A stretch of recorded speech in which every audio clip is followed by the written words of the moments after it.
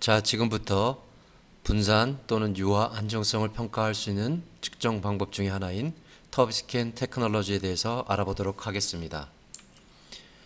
먼저 우리가 다루는 대상은 여기 그림에 보시는 것처럼 코스메틱 크림, 로션 이런 것들이 있을 수도 있고 잉크, 페인트 또는 여러가지 음료, 주사제, 점안제 내지는 기타 여러가지 소재용 슬러리 같은 것들을 예로 들 수가 있습니다. 그래서 리퀴드 디스퍼전이라고 하면은 기본적으로 연속상인, 흔히 우리가 용매라고 얘기하는 연속상은 모두 다 리퀴드면 됩니다. 그게 워터 베이스건 또는 솔벤트 베이스건 또는 이러한 솔벤트들이 여러 가지 섞여 있던 또는 LED의 경우처럼 레진의 형광 입자들이 분산된 이런 시스템들도 전혀 관계가 없습니다. 그리고 거기에 분산상인 입자로서 존재하는 것들이 리퀴드인 경우에는 에멀전, 솔리드인 경우에는 서스펜전 내지는 슬러리라고도 하고요. 그 다음에는 에어버블들이 입자로 존재하는 경우는 폼이라고 합니다. 터비스캔은 이러한 에멀전 제형이든 서스펜전 제형이든 폼 제형이든 관계없이 다 분석할 수가 있습니다. 그리고 에멀전 같은 경우에는 물론 기본적으로 OW 제형이 있을 수가 있고 또는 W 제형이 있을 수가 있는데 이런 제형에도 관계가 없고 또는 경우에 따라서는 여러가지 멀티플 타입의 에멀전들도 다 분석하실 수가 있습니다. 내지는 에멀전과 서스펜전이 혼재되어 있는 이런 타입의 제품들도 분석이 가능한데 대표적인 예로 들 수 있는 것이 칼슘 우유라고 할 수가 있겠습니다. 우유는 기본적으로 에멀전 베이스고 여기에 기능성으로 칼슘 입자들이 분산된 즉 에멀전과 서스펜전이 혼재되어 있는 타입인데 이런 것들도 모두 다 분석이 가능합니다. 그런데 이러한 안정성들을 분석할 때 가장 힘든 부분 중에 하나가 분산상인 입자들과 연속상인 용매들 간에는 서로 섞이지 않는 즉 다시 말해서 이머서블 페이지이기 때문에 이러한 것들이 결국 시간이 지나면 분리가 되고 안정성에 저하를 일으키게 되죠.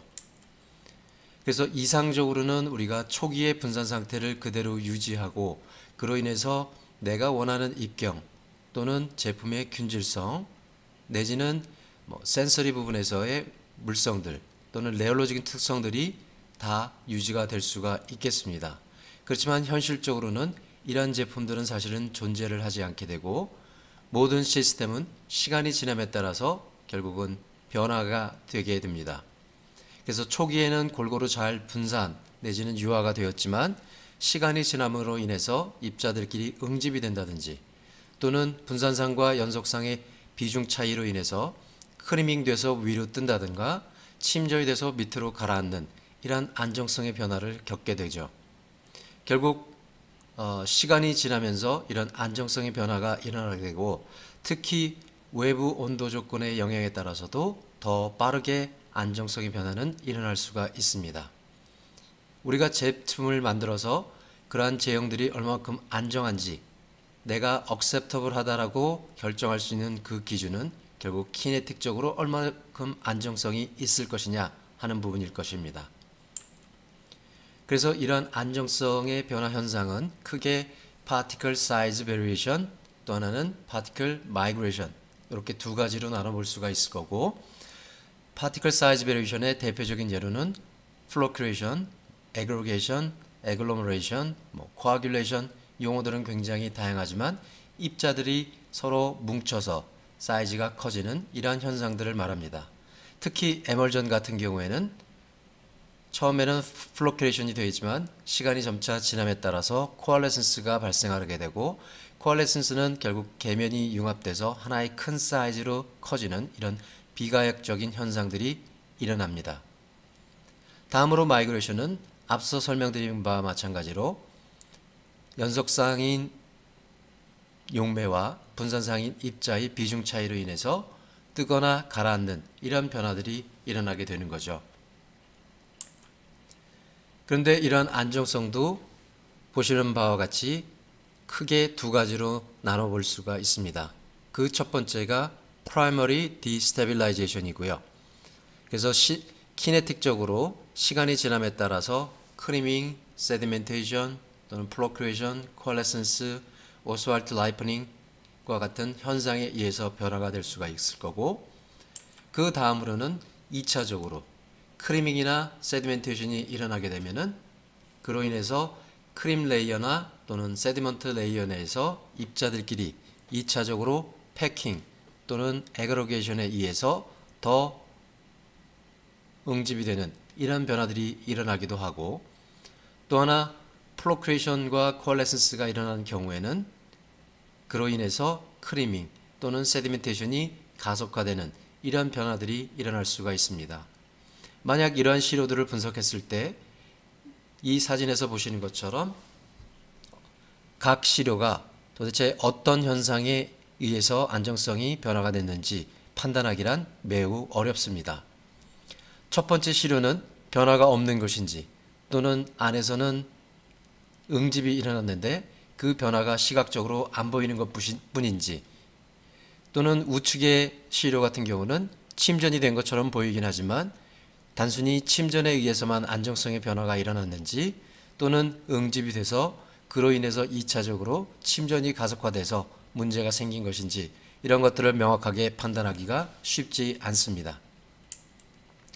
그래서 터비스캔은 이러한 안정성의 변화를 멀티플 라이트 스캐터링, 즉 고농도의 시료를 우리가 그대로 평가할 수 있기 때문에 시료의 광원을 조사하게 되면 이 빛이 여러 개의 입자들하고 산란이 일어나기 때문에 멀티플 라이트 스캐터링이라고 합니다. 그 산란된 빛의 3개의 변화를 가지고 우리가 기본적으로 분산성부터 시작해서 침전, 응집과 같은 이런 안정성의 변화를 평가를 하게 되는 겁니다. 이 그림에서는 가장 기본 모델인 터비스캔 클래식 2와 터비스캔 랩 모델, 그리고 터비스캔 타운 모델이 소개가 되어 있고요. 기본적으로 클래식 2 모델은 한 번에 하나의 시료를 분석할 수 있고 온도 조절 기능은 없습니다. 랩 모델은 한 번에 하나를 분석하지만 온도를 상온에서부터 60도까지 조절할 수가 있으며 가장 간편하게 정량적으로 평가할 수 있는 TSI 기능을 제공을 하고 있습니다. 기타 여러 가지 소프트웨어적으로 많은 기능들을 제공하고 있어서 다양한 방법으로 정량화할 수가 있습니다. 그리고 터비스캔 타워 모델 같은 경우는 동시에 6개의 시료를 분석할 수가 있으며 온도는 4도부터 80도까지 더 넓은 범위까지 적용이 가능합니다. 그리고 지금 타워 모델은 버전 2 모델로서 앞에 보이는 LCD 화면상에서 분석 중에도 실시간으로 TSI 수치를 육안으로 바로 확인할 수가 있어서 내 시료가 지금 분석 중에 어느 정도까지 변화가 일어났는지 쉽게 판단하실 수 있습니다. 그리고 터비스캔 랩 모델에 추가적으로 오토 샘플링 기능이 있는 에이징 스테이션을 추가로 장착하시게 되면 최대 동시에 54개의 시료를 같이 분석하실 수가 있으며 각 AGS 세 블록은 서로 다른 온도로 컨트롤할 수 있습니다. 물론 온도 조절 범위는 상온에서부터 60도까지입니다. 이와 관련해서 보다 궁금하신 사항이 있으시면 언제든지 리논테크로 연락 주시기 바랍니다. 감사합니다.